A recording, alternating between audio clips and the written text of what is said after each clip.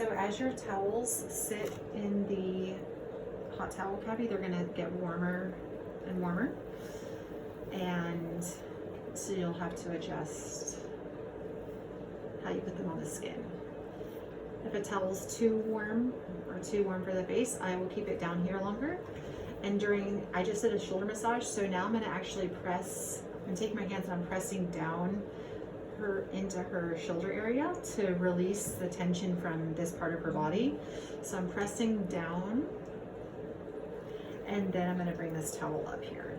So it's just a little bit more of a massage technique added into your towel technique. So now I'm removing her exfoliator, and I'm going to get ready for the next part of our facial, which is the extractions. So to do my extractions, I'm going to apply my gloves, and I'm going to prepare the 4x4s. So not all clients will need extractions, but you always want to prepare as if you're going to do them. And even if they don't need them, you're going to take the opportunity to then better remove the exfoliator that might be left on their skin. So now I'm going to remove the exfoliator.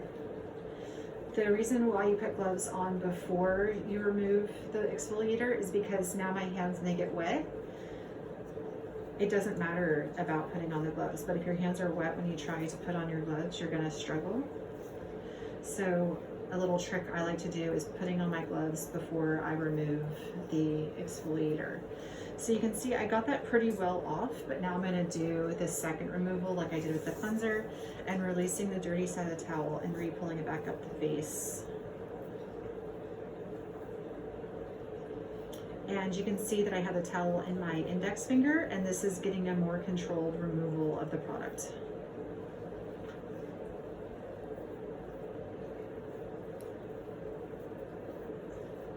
And now I'm going to do the mitt removal. So this method got off the exfoliator pretty well, but as her skin dries up while we're doing the extractions, you're going to see the little bits of exfoliator that were left on her skin, and that's when we're going to use the 4x4s that are on my hands to lightly then buff those off of her face. So normally with a client, we're going to be covering her eyes. I can also cover her eyes just right here. So this is essentially covering her eyeballs where the light is being protected. Or I could just not use it if I didn't want to, but we're gonna be covering our client's eyes while doing extractions, and we're going to turn on our mag light above our client. So with the 4x4s, we're gonna take the index finger, and you're gonna wrap it around and cinch it like that, okay? So this is double ply. It is not like this, okay? It's doubled up. You're wearing gloves. This is gonna protect the person's skin from your nails and the pressure of your extraction. So because we're doing extractions, I'm going to be taking her head again from side to side. I am going to then unhook her hair again. So starting from the top of her forehead, I'm going to just lightly stretch out the skin. By doing this stretching process, you're going to see those extractions or the blackheads or whiteheads present themselves. I'm going to do the same technique of turning her head to the side. Okay, so I can see there's a little blackhead near her eye over here. So what you do when you find something is you want to kind of stretch the skin out, and then with a light pressure wiggling in. So you can see that that just came out there. The cool thing with the Daily Super Exfoliant, why I like that is because that product actually binds to dirt in the skin. So when somebody has like a pimple that you wouldn't normally see, it actually will make it darker, so you can see it a little bit easier.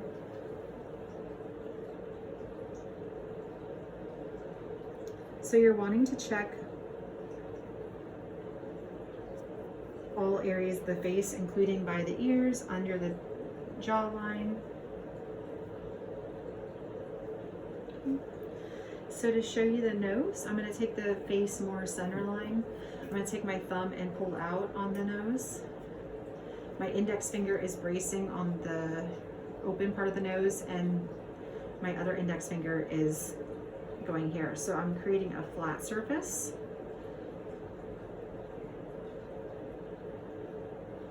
And just lightly pushing the skin together. And we will check the other side. You always want to check under your iPad as well. People will get extractions in this area here, so you don't want to not do an area because something was in your way.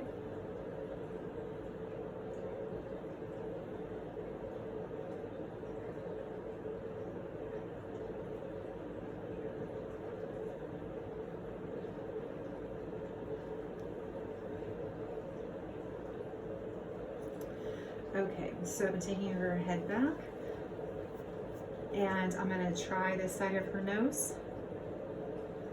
You always want to at least try for some, nose extractions, even though their skin might look perfect, because they'll think that maybe you didn't do a thorough job.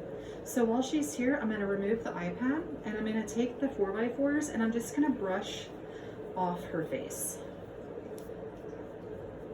The exfoliator can sometimes get stuck in the brow hair, so I'm just going to wipe that out. And I'm wiping her skin off. As soon as you don't need your MAC light, you're going to want to turn it off.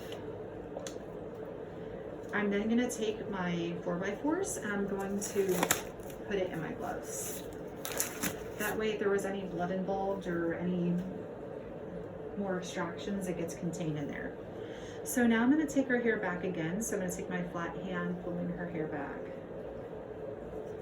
I'm doing her facial massage now. So we're done with extractions and we're going into her facial massage.